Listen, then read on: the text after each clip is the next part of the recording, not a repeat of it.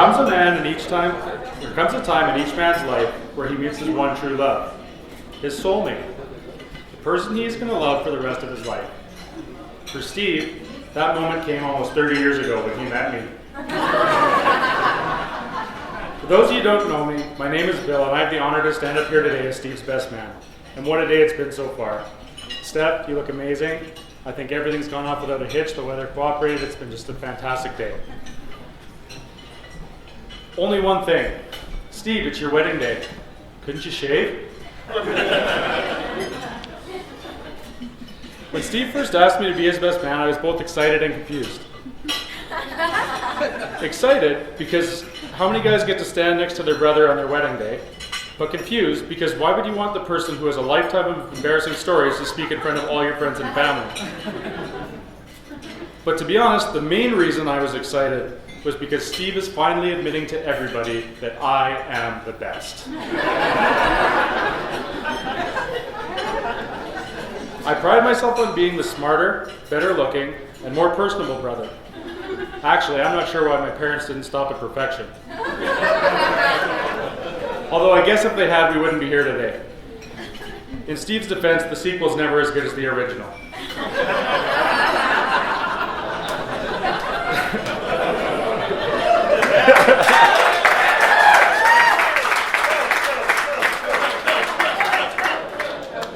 My one fault that I should mention now is my ability to make a short story long, a trait that you can thank my dad for.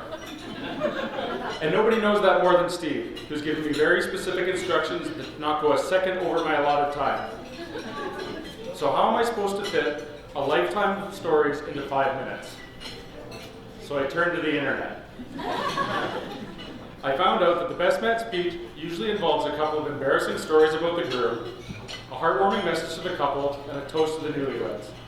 It also gave a couple of topics that were absolutely under no circumstances to be talked about. For example, Steve's drinking problem. More specifically, Steve's drunken alter ego, Wade. For those of you that haven't had the pleasure to meet Wade, here's a little bit about him. Wade doesn't like potted plants. Wade is tougher than you. Wade walks up to a 300-pound bouncer, puts his hand on his throat, and says, "I'll tell you when it's time to go home."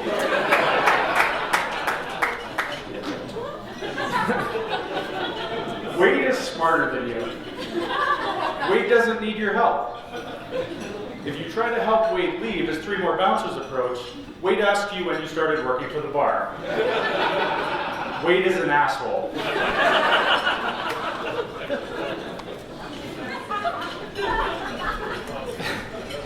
Another thing I'm not supposed to talk about are Steve's ex-girlfriends. Before Steve met Steph, he had a habit of trying to dance with the hottest girls at the bar. It didn't always matter if they were there with someone else. It was almost like the obstacle of a boyfriend was an extra challenge to him. Until one night in Scotland, Steve got a taste of his own medicine. As everybody does at 3 a.m., Steve, our sister Lisa, and I ended up at McDonald's. While placing our order, Steve saw one of the girls he was dancing with at the bar and went over to strike up a conversation. For some unknown reason, her boyfriend wasn't too happy with that. It was then that Steve got smacked, square in the face, by a Big Mac. I don't know what was more impressive, that the boyfriend had such great aim from across the restaurant, or that for the first time in his life, Steve was completely and utterly speechless. I'll never forget the sight of Steve standing there dumbfounded, with Big Mac sauce all over his face and a pickle stuck to the side of his cheek.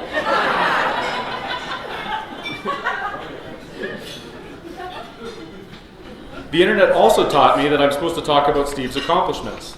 I think we've got time for both of them.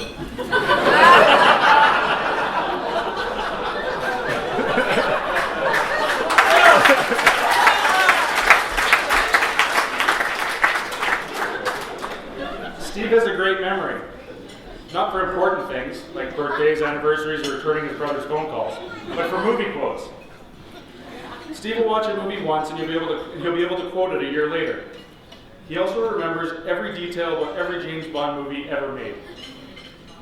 I'll buy a drink for the first person that can stump Steve with a James Bond trivia question. Secondly, Steve is a great golfer.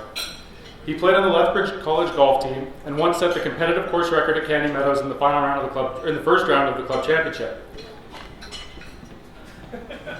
He knows what's coming. We won't talk about how he imploded in the final round and showed that everything about his golf game, including his closing ability, he learned from his golf idol, Sergio Garcia. Golfing has always been a big part of Steve's life, so it's fitting that through golf was how Steve and Steph started dating. Right from the beginning, I knew that Steph was a perfect fit for Steve. Her strong will and willingness to stand up to him is something that Steve needed in a partner. I also noticed an immediate difference with Steve. It was obvious to everyone how happy she made him. When Steve told us that they were engaged, one thought ran through all of our minds. Now there's a girl that knows how to settle.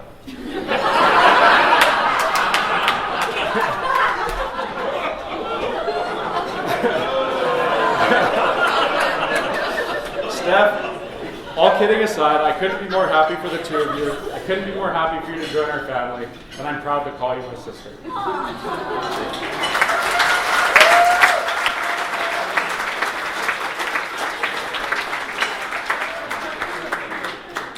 Steve, as much fun as it is to bug you, I'm honored to stand beside you today.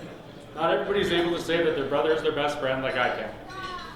Our lifelong sibling rivalry has made me a better person, and I thank you for always pushing me to be better at everything that I do. Jeez, that's in my throat. And the Oscar goes to... Oh. I know that you always have my back no matter the circumstances, and I hope you know that I have yours.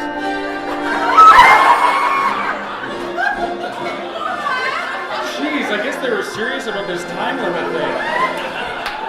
I guess I better wrap this up. Steph, I now pass Steve off to you. He's your problem now. I will offer you one piece of advice. If Steve says something that can be interpreted two ways, and one of them makes you mad, he meant it the other. If the other way makes you even more mad, well, Steve, you're on your own. To wrap this up, I'd like to propose a toast. So if you could all raise a glass. Today you were married for better or worse, which is kind of ironic, because Steve, you couldn't have done better, and Steph, you couldn't have done worse. To Mr. and Mrs. Copeland.